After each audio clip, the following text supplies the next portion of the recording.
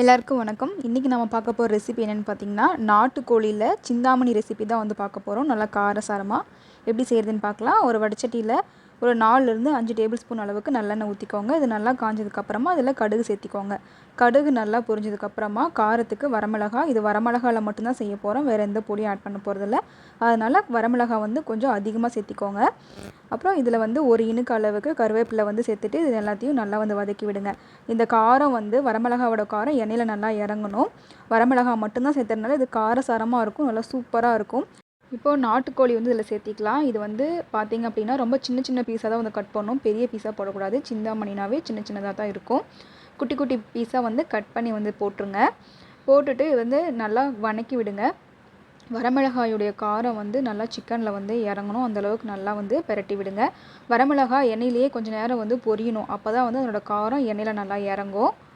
இதோட மெயினான இதுவே வந்து காரம் தான். அதனால் வேறு எந்த பொடியும் நம்ம சேர்த்தாதனால வரமிளகாய் மட்டும் நல்லா காரமான வரமிளகாயாக வந்து சேர்த்திக்கோங்க.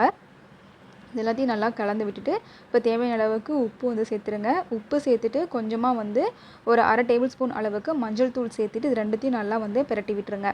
நம்ம இதுக்கு தண்ணி அதிகமாக ஊற்றக்கூடாது, அதே மாதிரி அடுப்போட ஃப்ளேம் வந்து அதிகமாகவும் இருக்கக்கூடாது.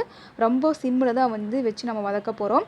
அடுப்பை லோ ஃப்ளேமில் வச்சுட்டு தண்ணி கொஞ்சம் கொஞ்சமாக ஊற்றி தான் நம்ம இதை வந்து ரெடி பண்ணுவோம். கால் டம்ளர் அளவுக்கு தண்ணி ஊற்றி நம்ம வந்து தண்ணி ட்ரை ஆக கொஞ்சம் கொஞ்சமாக தண்ணி ஊற்றி தான் இதை வேக வைக்கணும். அதிகமாக வந்து தண்ணி ஊற்றக்கூடாது, டேஸ்ட் வந்து மாறிடும். அதுவும் இல்லாமல் ஃப்ளேம் வந்து அதிகமாக வைக்கக்கூடாது, அப்போவும் வந்து டேஸ்ட் மாறும். அடுப்பு லோ ஃப்ளேம்லேயே தான் இந்த ரெசிபி வந்து நம்ம செய்ய போகிறோம். கொஞ்சம் நேரத்துக்கு ஒருக்கா இது மாதிரி எடுத்து நல்லா கிளறி விட்டுட்டு தண்ணி ட்ரை ஆகிடுச்சான்னு பார்த்துட்டு தண்ணி ட்ரை ஆனால் கொஞ்சமாக வந்து சேர்த்திக்கோங்க. நான் இப்போ வரைக்கும் தண்ணி ஊற்றவே இல்லை, சிக்கனில் இருக்கிற தண்ணியை வந்து பிரிஞ்சு வந்து வெந்துட்டுருக்குது. 5 நிமிஷத்துக்கு ஒருக்கா மூடி வச்சு எடுத்து திறந்து இது மாதிரி கிளறி விடும்போது நல்லா காரசாரமாக நல்லா சூப்பரான சிக்கன் ரெசிபி வந்து ரெடி ஆயிரும்.